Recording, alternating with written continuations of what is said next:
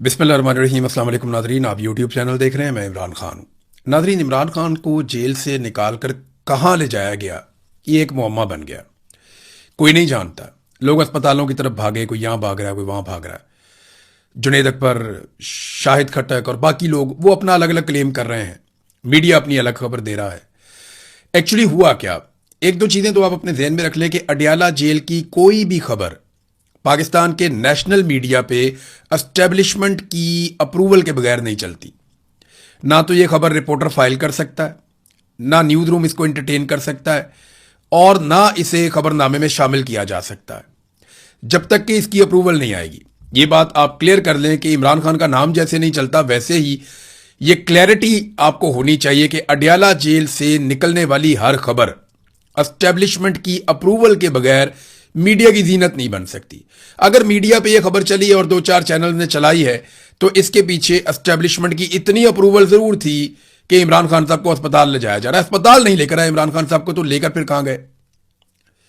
यानी उनकी मर्जी के बगैर तो चल नहीं सकती। अब जो जर्नलिस्ट हैं वो अभी भी बज़िद है। मेरी दो लोगों से बात हुई, उन्होंने कहा जी कि हम आपको पक्की खबर दे रहे हैं। अच्छा, ये मेरी अपनी जाती खबर नहीं है। मुझे क्लेम करके दो सहाफियों ने कहा हम आपको पक्की खबर दे रहे हैं कि 10:50 के बाद इमरान खान साहब को अडियाला जेल से बाहर निकाला गया था। तो मैंने उनसे कहा किसी ने इमरान खान को देखा? उन्होंने कहा जी इमरान खान साहब का स्क्वाड अडियाला जेल से बाहर निकला था और फिर यह खबर चली थी। तो वो स्क्वाड इमरान खान के बगैर तो निकलता नहीं। स्क्वाड का मतलब यह नहीं है कि इमरान खान साहब की अपनी गाड़ियां वहां पे खड़ी हैं। वो एक प्रोटोकॉल्स है जो फॉलो किए जाते हैं, क्योंकि इमरान खान साबिक वजीर आजम और पाकिस्तान के सबसे मकबूल आदमी है और उनके सिक्योरिटी के बहुत सारे रीजंस हैं। पिछली मरतबा आपको पता है कि कुछ बंदे जो हैं उनके खिलाफ कार्रवाई भी हो गई थी कि आपने सिर्फ ये डिस्क्लोज कर दिया कि इमरान खान साहब अस्पताल से वापस रवाना हो गए। तो नाजरीन, 10:50 के बाद यानी 11 बजे से थोड़ी देर पहले इमरान खान साहब का स्क्वाड निकलता है अडियाला जेल से। खबर भी चलवा दी जाती है। एजेंसियों की मर्जी के बगैर यह खबर चल नहीं सकती, हम सब जानते हैं। और उसके बाद इमरान खान साहब किसी अस्पताल में नहीं पहुंचते। अब कहानी क्या है ये हम नहीं जानते इस वक्त, लेकिन एक और चीज है वो हम जानते हैं कि पाकिस्तान तहरीक इंसाफ हो या तहरीक तहफ़्फ़ुज़ आईन पाकिस्तान हो, वो अब मुज़ाहमत पे यकीन नहीं रखते। वो किसी किस्म की मुज़ाहमत के लिए ना खुद तैयार हो रहे हैं ना लोगों को तैयार कर रहे हैं। हाँ, वो पब्लिक के अंदर जाना चाहते हैं, पब्लिक के अंदर पॉपुलर रहना चाहते हैं, वो रूटीन की सियासत करना चाहते हैं, लेकिन उनके पास कोई इनकलाबी एजेंडा नहीं है कि जनाब पाकिस्तान में बड़ी ज्यादती होगी, हम ज्यादती के खिलाफ, जुल्म के खिलाफ खड़े रहेंगे। तब तक खड़े रहेंगे जब तक कि ये जुल्म खत्म नहीं हो जाता। तो आज सुहेल अफरीदी हों या इमरान खान साहब की पार्टी के बाकी लोग हों या तहरीक तहफ़्फ़ुज़ आईन पाकिस्तान की क़यादत हो, मुझे ऐसा दिखाई देता है या मुझे यह समझ आ रही है कि वो मुफाहमत की तरफ जा रहे हैं और जो बैकडोर चैनल राब्ते उनके चल रहे हैं उन पर उनको भरोसा है। अब यह तो मुमकिन नहीं है कि सुहेल अफरीदी की आसिम मुनीर के नुमाइंदे हैं मोहसिन नकवी, उनसे मुलाकात हो और उस मुलाकात में इमरान खान डिस्कस ना हो। यह तो मुमकिन ही नहीं है। इनको तो रात को सोते में भी इमरान खान नजर आता है, दोनों साइडों को। जो सुहेल अफरीदी साइड है वो इमरान खान साहब की पार्टी से है, लाजमी बात है। और वो मुझे पता है कि चाहे अलीमीन गंडापुर हो चाहे सुहेल अफरीदी हो, दोनों की पूरी कोशिश होगी कि इमरान खान को किसी ना किसी तरह बाहर निकाला जाए, लेकिन तरीकाकार अपना अपना है। अब इसी तरह जो एस्टेब्लिशमेंट है उनकी भी नींदें हराम की हुई है इमरान खान ने। तो हमें कुछ चीजें देखनी पड़ेंगी कि पीटीआई बैकडोर चैनल्स पे ऐसा लगता है कि मुतमईन दिखाई दे रही है, लेकिन इमरान खान को कौन बनाएगा? क्या इमरान खान को किसी डील पे आमादा किया जा सकता है कि बाहर आके माफी मांग लो?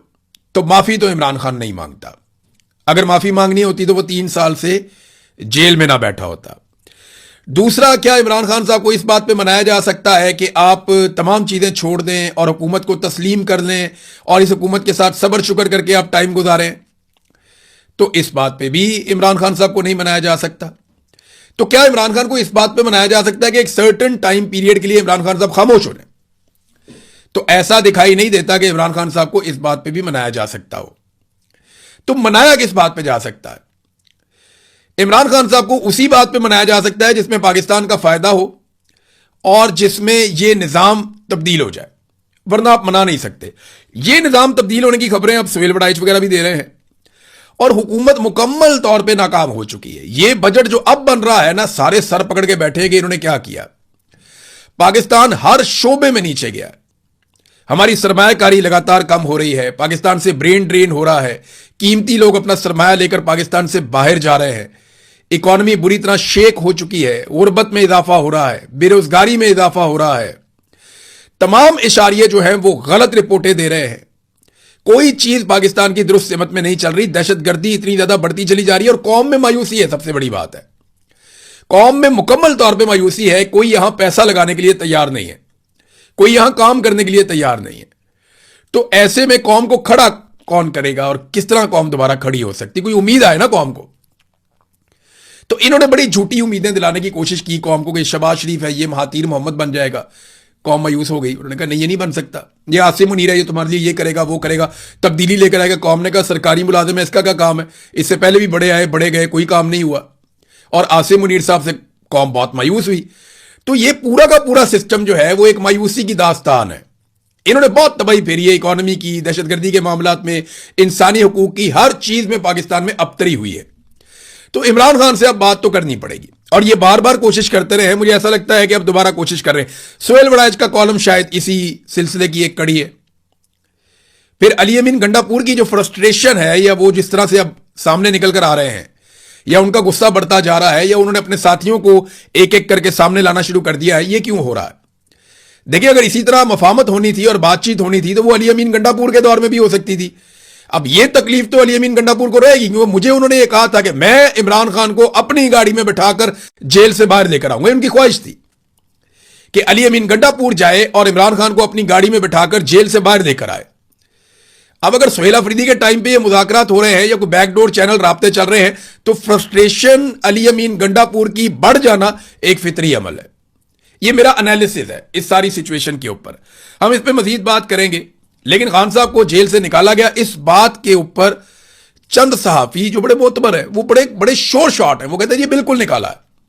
खान साहब जेल से बाहर गए, अस्पताल नहीं पहुंचे, कहां लेकर गए कोई पता नहीं है। बहरहाल बुशरा बीबी की फैमिली की भी मुलाकातें नहीं हुई। और वो मैं आपको एक और बात भी बता देता हूं, जेल में जब मुलाकात करवाई जाती है तो बाकायदा हलफ लिया जाता है। बुशरा बीबी से भी हलफ लिया जाता है, ये मुझे एक सोर्स ने बताया। और फैमिली से भी हलफ लिया जाता है कि आप बाहर आकर कोई बात नहीं करेंगे। और बुशरा बीबी से हलफ लिया जाता है कि आप इमरान खान के बारे में इनसे कोई बात नहीं करेंगी। ये अभी लास्ट जो एपिसोड हुए एक दो, उनके अंदर ये हुआ। बहरहाल ये तो एस्टेब्लिशमेंट का अपना तरीकाकार है, वो बेचारे फंसे हुए बहुत बुरी तरह। पाकिस्तान तहरीक इंसाफ के लोग सोहेल अफरीदी धरना देने के लिए पहुंचे, वो जा रहे हैं जी असेंबली के बाहर कि जी बजट ठीक नहीं है तो हम धरना देने आ रहे हैं। भैया आपने बजट पढ़ा है? आपको पता है उसमें क्या लिखा है? आपको क्या मिलने जा रहा है, आपको क्या नहीं मिलने जा रहा? आप मुंह उठा के चल पड़े जनाब हमने जाके धरना देना है। आपकी पार्टी कहती है कि हमारे साथ एतमाद में भी नहीं लिया। और जब आप 200, 250, 500 बंदा लेकर आप जाएंगे तो इस्लामाबाद में आपको 10-15 पुलिस वाले रोक लेंगे। और यही हुआ, 26 नंबर चुंगी पे उन्होंने रोक लिया। वो फेस सेविंग थोड़ी बहुत देंगे और वापस छोड़ देंगे। ये क्या हो रहा है भाई? ये पाकिस्तान तहरीक इंसाफ अवाम की सबसे बड़ी पार्टी है। आपने आना, आप 2, 2.5, 3 लाख बंदा लेकर आए, 10,000, 5,000, 25,000 बंदे लाकर तो आपने देख लिया। सोहेल अफरीदी को इमरान खान ने इसलिए बनाया था वजीर आला कि ये 2, 4, 5 लाख बंदा इकट्ठा कर लेगा और ये नौजवानों का एक लीडर बन जाएगा और बड़े पैमाने पे नौजवान इकट्ठे होंगे, ये नौजवान आएंगे और सूरत बदल जाएगी, जैसे कश्मीर के अंदर इस वक्त दबाव बन रहा है। लेकिन ऐसा किया नहीं गया। नाज़रीन, थोड़ा कश्मीर के हवाले से भी बड़ी कंफ्यूजन फैलाई गई, मैं आपको बता देता हूं। झूठी खबरें चलवाई गई आधी रात को, कुछ बरतानिया से चली, कुछ अमेरिका से चली और बहुत सारी पाकिस्तान से चली। मैं आपको यह कंफर्म कर देता हूं कि अमली तौर पे जो प्रेस क्लब है, चाहे वो रावला कोट का है चाहे वो मुजफ्फराबाद का है, वो अमली तौर पे नाकारा हो गए, यानी वो काम नहीं कर पा रहे।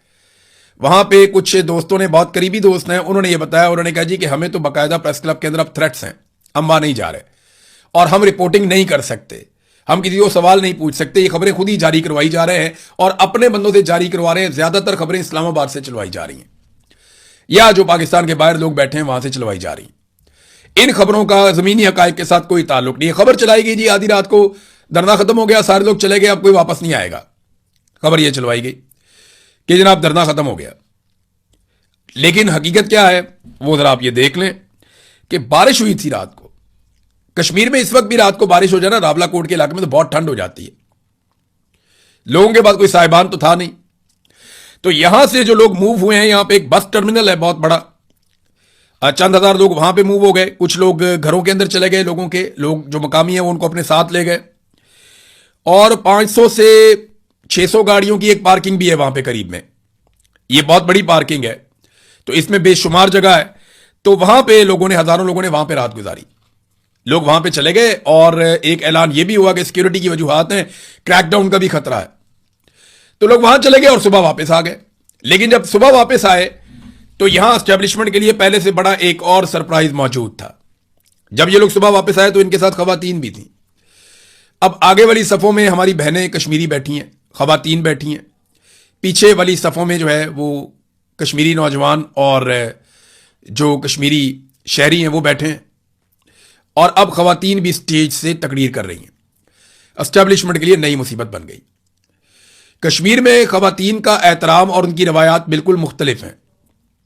वहां पे खवातीन नॉर्मली जलसों में, जुलूसों में इस तरह शिरकत नहीं करती, लेकिन इस वक्त वो भी इसके अंदर शामिल हो गई हैं क्योंकि खून बहाया जा रहा है। और खवातीन की शमूलियत के बाद जो एस्टेब्लिशमेंट है उसके पास ये चांस खत्म होता जा रहा है कि वो अब गोली चलाए, क्योंकि खवातीन पे गोली चलाना कश्मीर के अंदर ये फिर मामला बहुत दूर तक चला जाएगा, बड़ी मुसीबत बन जाएगी।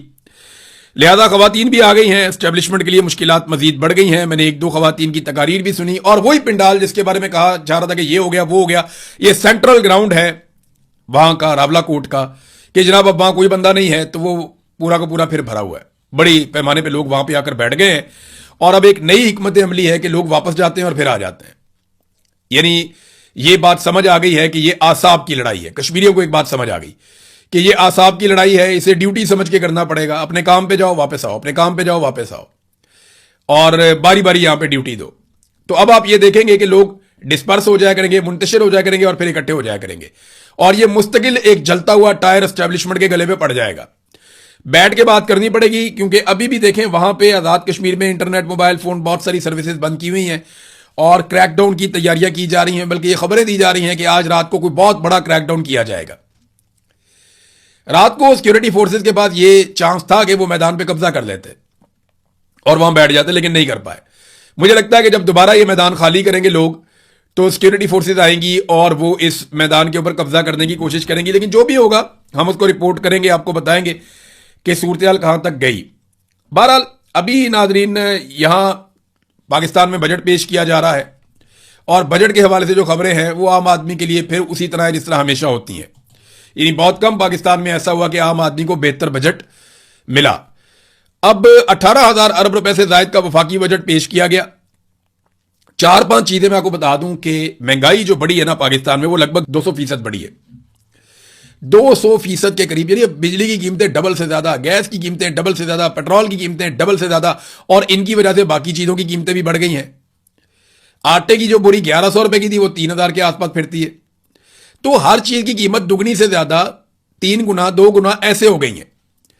जबकि जो तनख्वाहों में इजाफा किया गया वो 7%, और पेंशन में इजाफे की जो तजवीज है वो 7% है। यानी महंगाई लगभग 200%, और तनख्वाहें और पेंशन बढ़ेगी सिर्फ 7%।